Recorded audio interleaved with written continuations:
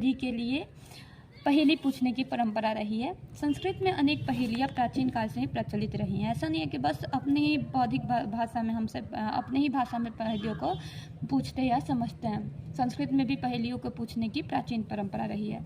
इनमें श्रोताओं के बौद्धिक व्यायाम होता है। इससे क्या होता है, पहेली पूछने से हमारा बौद्धिक व्यायाम होता है। बौद्धिक व्यायाम मतलब हमारे बुद्धि विवेक का व्यायाम होता है, एक्सरसाइज होता है। पत्र पत्रिकाओं में भी नई नई पहेलियाँ दी जाती हैं। जितने भी पत्र पत्रिकाएं हम पढ़ते हैं उनमें भी हमें नए नए पहेलियाँ देखने को मिलती है। या फिर आप न्यूज़पेपर भी पढ़ रहे हैं तो उसमें भी कभी कभी चुटकुला या पहेलियाँ पूछी रहती है। प्रस्तुत पाठ में ऐसी 5 पहेलियाँ पद्यबद्ध रूप में दी गई है जिसमें पाठकों का मनोरंजन होगा। ऐसे ही हमारे पाठ में 5 पहेलियाँ पद्यबद्ध रूप में दी गई है। पद्यबद्ध रूप का अर्थ होता है कविता रूप में, जिससे क्या होगा, हमारा बौद्धिक मनोरंजन होगा और बौद्धिक विकास भी होगा। तो चलिए इस पहेली को देख लेते हैं।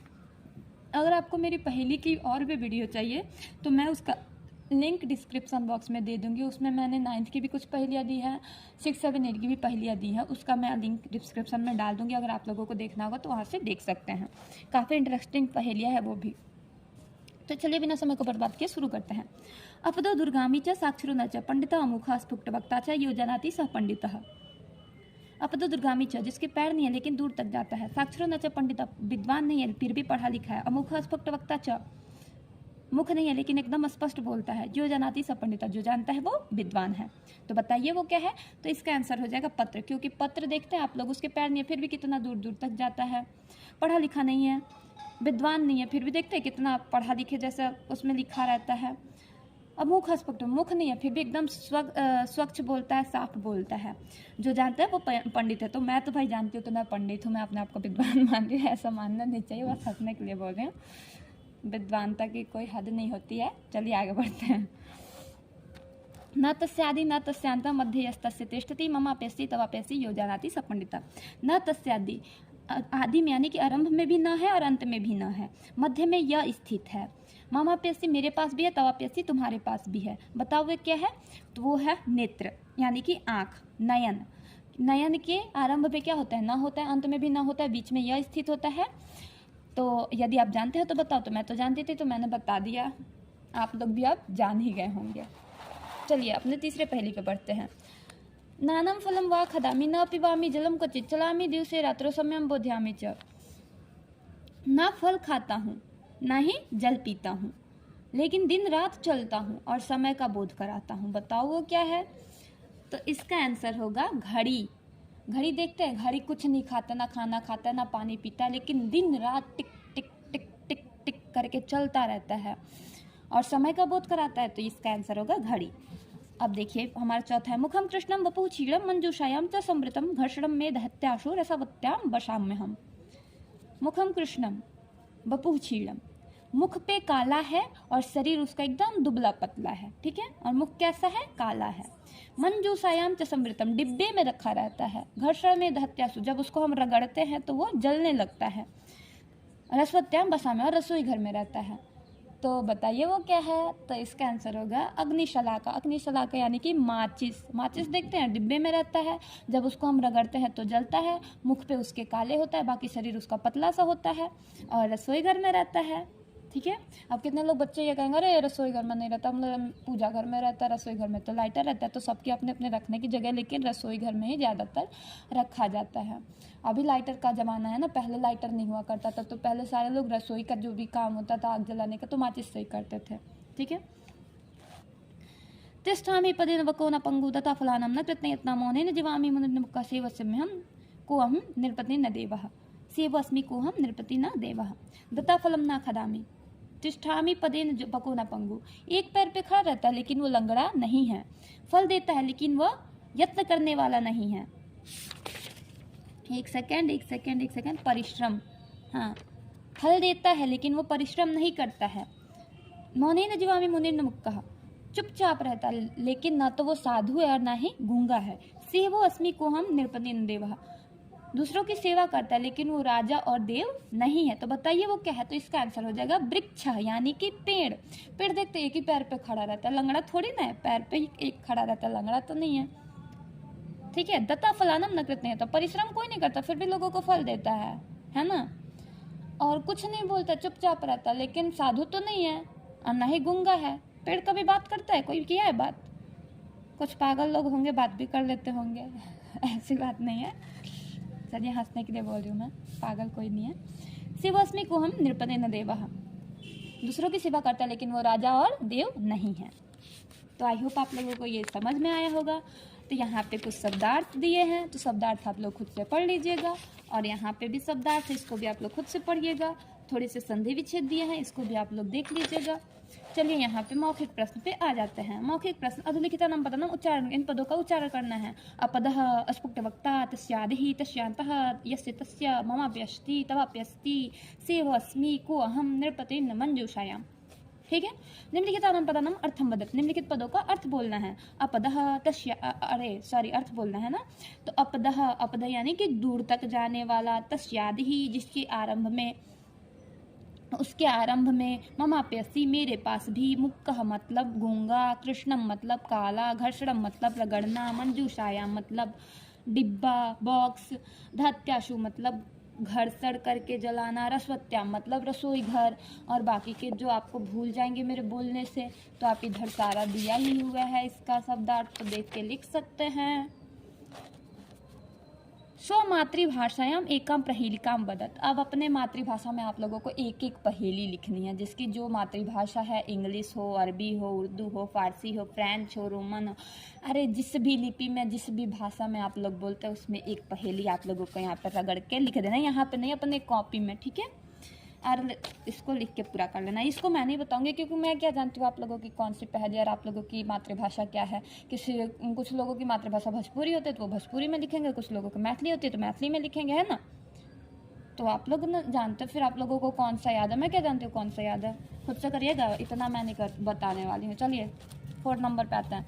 निम्नलिखिता नाम धातु रूपाणाम पाठम कुरुत। यहाँ पे जो धातु रूप दिया है उनके पाठ करना है। अस्ति का अर्थ होता है, तो पुरुष दिया है, वचन दिया है, ठीक है। प्रथमा पुरुष एक वचन अस्ति, द्विवचन अस्ता, बहुवचन संति, मध्यम पुरुष अस्ति अस्थस्थ, उत्तम पुरुष अस्मि अस्व अस्मः, ठीक है।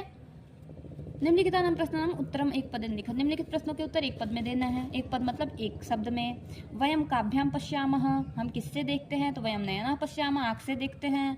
का भोजनम न करोति, भोजन कौन नहीं करता है, तो घड़ी भोजनम न करोति, घटकः भोजनम न करोति, है ना, घटका ही ने भोजन नहीं करता है, घड़ी, ठीक है। कस्य आदौ अंते च न भवति, किसके आदि अंत में च नहीं न नहीं होता है। अरे एक सेकंड, कस्य आदौ अंते च न भवति, किसके आदि अंत में न होता है, तो नयन के आदि अंत में न होता है, देख रहे हैं, न और न। मुखेन बिना कह वदति, मुख के बिना कौन नहीं, मुखेन बिना कह वदति, मुख के बिना कौन बोलता है, तो मुखेन बिना घड़ी बदती, मुख के बिना घड़ी बोलता है ना। पत्र बदती, पत्र जो है वो मुख के बिना बोलता है, पढ़ा था ना, अमुखा स्फुट वक्ता च, यानी कि मुख नहीं है फिर भी साफ बोलता है, वही होगा। पत्रवाहक किम वितरति, पत्रवाहक जो होता है पोस्टमैन, वो क्या बांटता है, तो पत्र बांटता है, तो पत्र में आंसर हो जाएगा। का फलम ना खादति, कौन फल नहीं खाता है, तो घट का फलम ना खादति, घड़ी फल नहीं खाता है।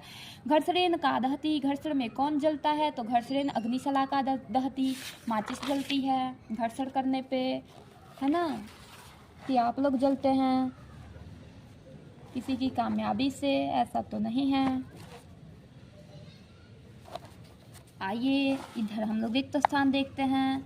साक्षरो न च पंडितः, यहाँ पे 1 नंबर मैंने लिख दिया है। न तस्यादि न तस्यांतः, अंतः होगा, अंतः यहाँ पे 2 नंबर लिख दिया है। तिष्ठामि, तिष्ठामि पदेन बको न पंगु, पदेन 3 नंबर लिख दिया है, ठीक है। मौनेन जीवामि, मुनिर्न मुक्कः, जीवामि होगा यहाँ पे। न खादामि जलम क्वचित, खादामि होगा। चलामि दिवसो रात्रो, चलामि दिवसे रात्रौ, न चलामि दिवसे रात्रौ। सम्यम बोध्यामि च, सम्यम होगा यहाँ पे। मुखम कृष्णम वपुः क्षीरम, कृष्णम होगा यहाँ पे। मैंने नंबरिंग डाल दिया, आप नंबरिंग से भी देख के लिख सकते हैं, ठीक है। मैंने मुंह से भी बोल के बता दिया, लेकिन तो आप छोटे बच्चे हैं नहीं, 7th क्लास में पढ़ते हैं, मेरे से तो तेजी हैं आप लोग।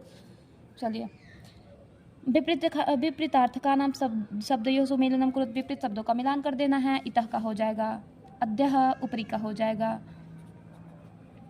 ततः आम का हो जाएगा, न आदि का हो जाएगा, अंत मम का हो जाएगा, तव निरंतरम का हो जाएगा, यदा कदा। अब आप लोग सोच रहे हैं कि पहले से मिला ला के बैठी हैं, तो पहले से मैं इसलिए मिला के बैठी थी क्योंकि मैंने पहले एक बार वीडियो बनाया था, बट मैंने हॉरिजॉन्टल में नहीं बनाया था, उसको ऐसे ही लॉन्ग में बना लिया। तो फिर मैं जब अपलोड करने गई तो देख रही हूँ अरे सब मैंने ऐसी के तैसी कर दिया है, तो फिर दोबारा से मैं बना रही हूँ आप लोगों के लिए। और इसलिए मैं इतना जल्दी जल्दी बोल रही हूँ क्योंकि मेरे पढ़ने का टाइम हो गया है, ठीक है ना, इसीलिए मैं सोच रही हूँ जल्दी से वीडियो को निपटा दूँ। उदाहरणानुसार रिक्त स्थानम पूरित, उदाहरण के अनुसार रिक्त स्थानों की पूर्ति करना है। बदामी बदसी, जनामी जनासी, पिवामी पिबसी, बदामी बदसी, बोध्यामी बोध्यसी, खदामी खाद्यसी। बस इधर जो उत्तम पुरुष में दिया है उसको मध्यम पुरुष एक वचन में कर देना है, ठीक है। उदाहरण सुना वचन परिवर्तन करो। उदाहरण के अनुसार वचन परिवर्तन, खादती दिया है तो खादता, चलामी दिया है तो चलतः, अरे सॉरी ये तो चल ही नहीं रहा है, चलामी दिया है ना तो चलावह, लिखती दिया है तो लिखतः, तिष्ठति दिया है तो तिष्ठतः तिष्ठतः, अस्ति दिया है तो अस्तः, दहति दिया है तो दहतः, बसामी दिया है तो बसावः, तिष्ठसि दिया है तो तिष्ठथः।